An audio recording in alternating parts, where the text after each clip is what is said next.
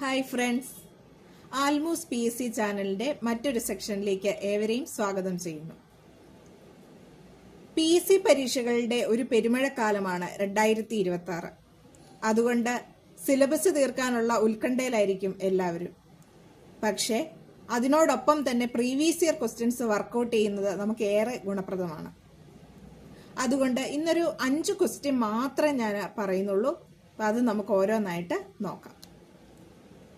എത്ര കാലത്തിനുള്ളിൽ പാർലമെന്റ് അംഗീകരിച്ചില്ലെങ്കിലാണ് ദേശീയ അടിയന്തരാവസ്ഥ പ്രഖ്യാപനം പ്രാബല്യത്തിൽ വരാത്തത്? വളരെ ഇമ്പോർട്ടന്റ് ആയ ഒരു ക്വസ്റ്റ്യൻ ആണ്. അതിന്റെ ഉത്തരം 1 മാസമാണ്. എത്രയാണ്? 1 മാസം.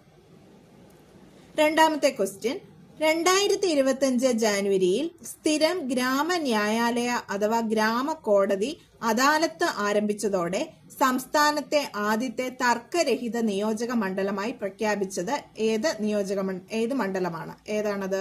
വാമനപുരം.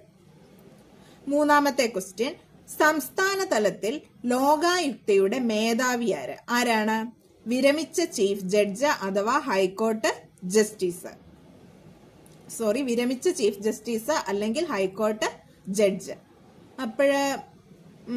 ഇത് നമുക്ക് ഓർത്തിരിക്കാനായിട്ടൊരു കോഡ് പറഞ്ഞു തരാം.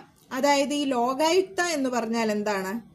അത് അഴിമതി തടയുന്നതിന് വേണ്ടിയുള്ള ഒരു സംഘടനയാണ്.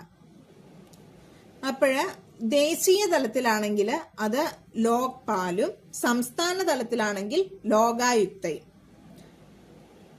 ദേ പാൽ എന്ന് ഓർത്ത് വെച്ചാൽ ദേശീയ തലത്തിൽ ലോക്പാൽ എന്ന് ഓർത്ത് പെട്ടെന്ന് കണക്ട് ചെയ്യാനായിട്ട് സാധിക്കും. എങ്ങനെ ഓർത്ത് വെക്കണം? ദേ പാൽ. ദേ എന്താണ് സൂചിപ്പിക്കുന്നത്? ദേശീയ. പാൽ ലോക്പാൽ. ദേശീയ തലത്തിൽ ലോക്പാലും അടുത്തത് ഓട്ടോമാറ്റിക് ആയിട്ട് കിട്ടും സംസ്ഥാന തലത്തിൽ ലോകായുക്ത.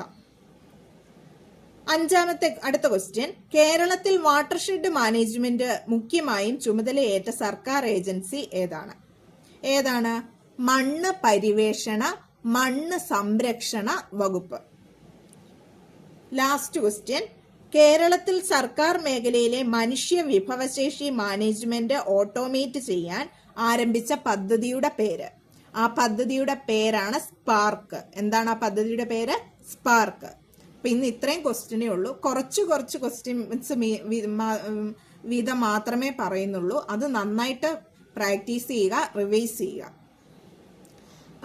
വീഡിയോ കണ്ടുപോകാതെ ഇത് നിങ്ങൾക്ക് ഉപകാരപ്പെടുന്നുണ്ടെങ്കിൽ ചാനൽ തീർച്ചയായും സബ്സ്ക്രൈബ് ചെയ്യണം. ഉപകാരപ്പെടുന്നുണ്ടെങ്കിൽ അല്ലെങ്കിൽ നിങ്ങൾക്ക് ഇഷ്ടപ്പെടുന്നുണ്ടെങ്കിൽ ലൈക്ക് ചെയ്യുക. ഉപകാരപ്പെടുന്നവർക്ക് ഷെയർ ചെയ്യുക. സംശയങ്ങൾ എന്തെങ്കിലും ഉണ്ടെങ്കിൽ കമന്റ് ബോക്സിൽ കമന്റ് ചെയ്യുക. ബൈ.